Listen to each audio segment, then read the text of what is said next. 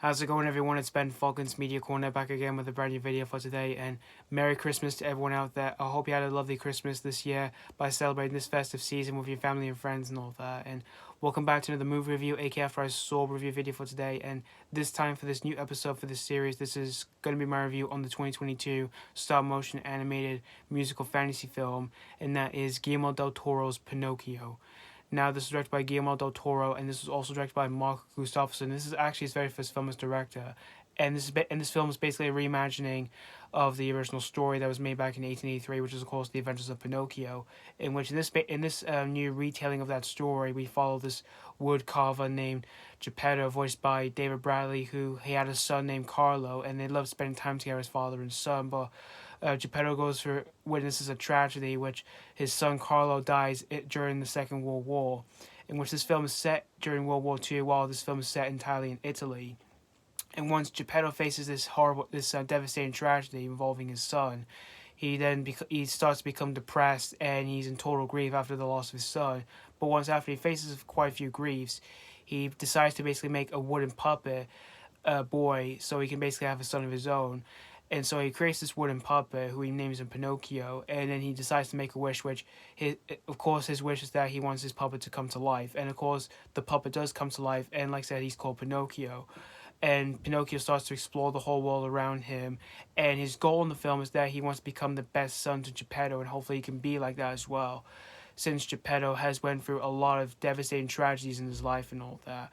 So we see that happening while we see Pinocchio getting a whole bunch of situations along the way. So that's pretty much the story of Guillermo del Toro's Pinocchio. Now, I was really looking forward to this movie. This was one of my most anticipated movies for this month, as well as for the entirety of this year. And for the most recent years, we've had a few Pinocchio adaptations over the last few years, namely some foreign ones, which I've never seen any foreign adaptations of Pinocchio, but I've heard a few are pretty good, while there's a few I've heard that are pretty bad. But when it comes to Pinocchio movies, I've only seen just mostly the Disney ones, which are of course the 1940 animated classic Disney movie, which is one of my all-time favorite Disney movies of all time, as well as by far one of my favorite Pinocchio adaptations that's been made for the big screen. And most recently we've had the live-action remake of from this year, directed by Robert Zemeckis, starring Tom Hanks, which was made for Disney Plus. And you guys already know how I feel about that film, which let's just not go into it because I don't want to think about it, because after I watched the film, I did have my heart broken after I watched the film. But when I heard that Guillermo del Toro was making a new version of Pinocchio, I was generally really intrigued to see what he was going to do for his own take on that iconic story. And well, I never saw the trailers or anything like that because I went in with an open mind. But I did see a few footage for this film, and after seeing a few footage for this film, I was just generally really excited to see this film because I like the way it was made and all that.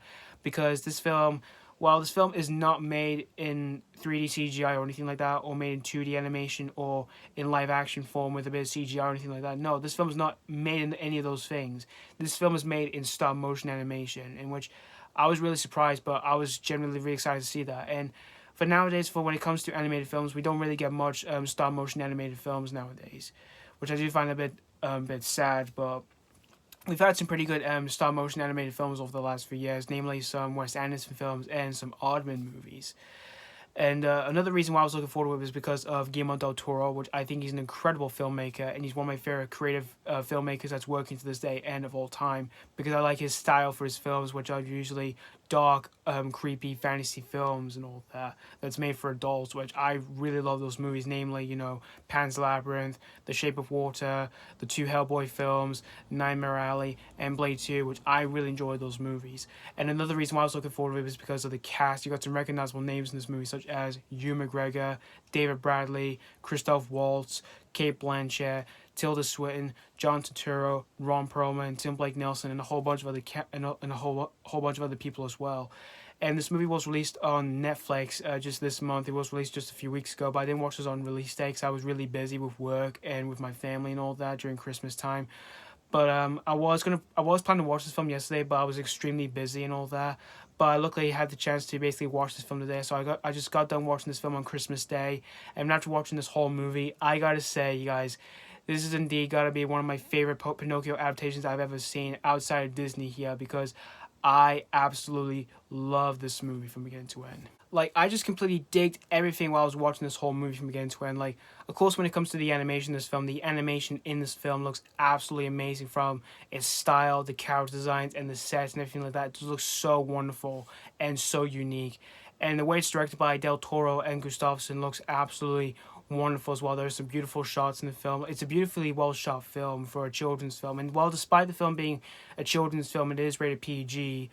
There are some dark moments in the film that probably will disturb the younger viewers while they watch this film at home.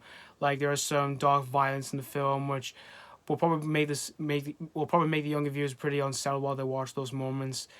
And there are some creepy imagery in the film which probably traumatize the younger viewers as well. Like, it's mostly due to like some character designs in the film, but I liked how Del Toro directed those moments, because he's well known for making these kind of films, mostly his dark fantasy adult films, like those movies I mentioned before, in which, like I said, I really adore those movies. But for what he did for this children's film, outside of his well known works, he did a fantastic job directing this film along with Gustafson. And when it comes to the voice cast in the film, everyone was great in the film. Like I said, you've got an all-star cast in this film. Like I said, you've got Ewan McGregor, David Bradley, John Turturro, Christoph Waltz, Cate Blanchett, Tilda Swinton, Ron Perlman, and Tim Blake Nelson. Everyone was great in the film for their characters. And I liked how this film has a good sense of humor in this film to basically delight the younger viewers while they watch this film, because the humor is pretty entertaining. Like, there are some really entertaining moments in the film, like this one with Ewan McGregor's character, Sebastian J. Cricket, where he tries to sing a song, but his song constantly gets interrupted while some things happen in the film, which I found that entertaining in the film. And the musical numbers as well in the film were also entertaining along with its humor. Even though this film isn't really flat out musical or anything like that, because it's mostly an animated fantasy film. It's like I said, it's an animated fantasy film. There's a good amount of musical numbers here and there and all that. In which, when it comes to those moments, like I said, it's really entertaining to watch. And for some of the songs in the film, I actually did find them pretty catchy along the way while I was watching this whole movie. And for the whole storytelling for this film, like this whole vision from Del Toro's mind for this film, I found it so unique and all that, because, like I said, this is not being like this is not like the Disney film or any of the foreign films, because this is entirely his own vision here, and I really adore his new vision for what he went through for this film. Because I liked how this film tackles on some serious stuff and all that. Like, it tackles on war in this film, which, because this film is set in World War II, and this film isn't really a flat out war film like Saving Private Ryan or anything like that. No, it just tackles on that in the film, because there are some scenes where we do see some characters that are fighting in World War II and all that, which I liked how this film tackles on that as well. I liked how this film tackles on that serious issue here, and it also tackles on another serious issue where it involves loss, because of the character of Geppetto. Like, he's gone through a lot in the film, and you really feel for this man because he's really lonely and he's really depressed and all that. And I liked how this tackles on all of that. And I just like it, and I liked how this film tackles on some different types of emotions and all that, because there are some moments where are generally heartbreaking, where it will make your eyes fill with tears of sadness, and there are some moments in the film where you'll probably have tears of joy and all that, which I did get some of that while I was watching this whole movie from beginning to end. And I've got no single flaw to pick out of this movie other than I absolutely adore this film. It's definitely another one of my favorites this year, and it's definitely one of Del Toro's best films outside of outside of his works that he's well known for making. And it's definitely one of my favorite anime films this year, and I could definitely say this is definitely my number one favorite this year, and like I said, it's definitely one of the best Pinocchio adaptations I've ever seen since the original Disney film, and all that. And if you're well known of this or if you're well known with its source material, or if you're a fan of the cast or the director or this kind of film or these kind of animated films where it's basically stop motion, all that, I can never say you would absolutely have a delightful time watching this film at home with your family. And if you do have Netflix, like I said, this is available to stream on Netflix entirely for free. So that's pretty much all I have to say about Guillermo del Toro's Pinocchio. I'm going to give Guillermo del Toro's Pinocchio 5 out of 5.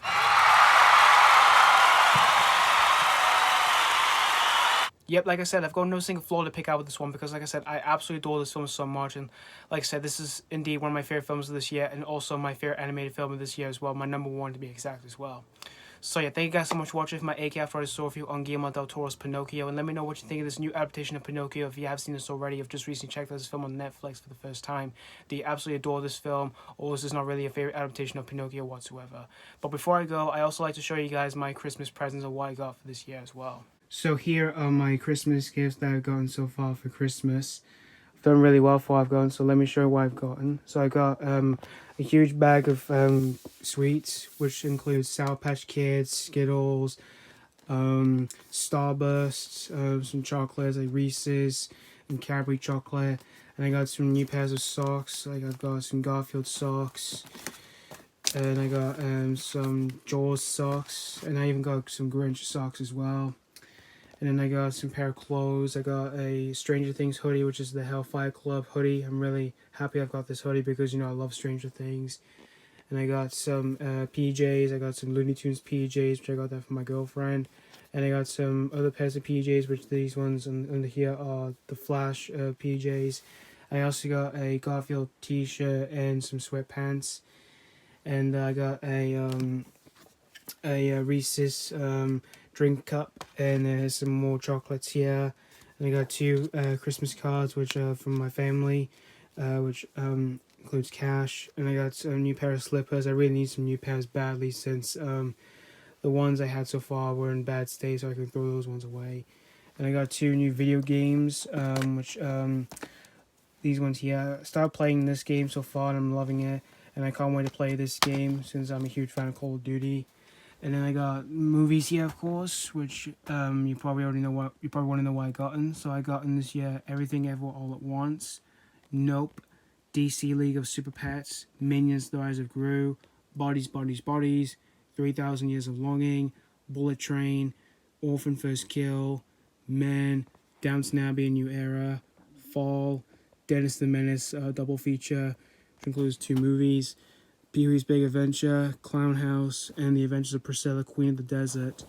And also, what you just saw me wear in this video for this review, I'm wearing a night hoodie, which is a Gremlins night hoodie, which you just saw me wear as well. So, yeah, I'm really happy for what I got for Christmas for this year, you guys. Again, as always, thank you guys so much for watching this video. And again, I hope you have a lovely Merry Christmas. And as always, this has been Foggins Media Corner signing off.